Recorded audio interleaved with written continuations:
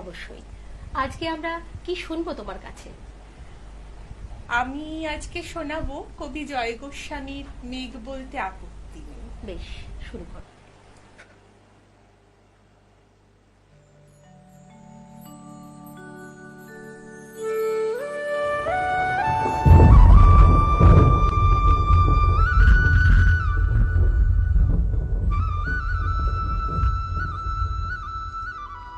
মেঘ বলতে আপত্তি কি?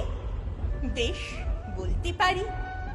ছাদের উপর মেঘ তারা তো ফুল পিসিমার বাড়ি।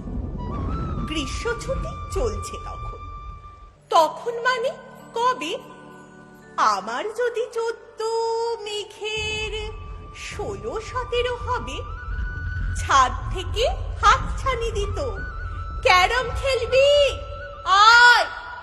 সারা দুপুর কাহাতো কার ক্যারম খেলা যায়, সেই জন্যই জোচ্চুরি হয়।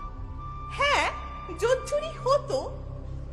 আবার যদি 14 মেঘের 15-16 মতো। ঘুরিয়ে দিতে জানতো খেলা।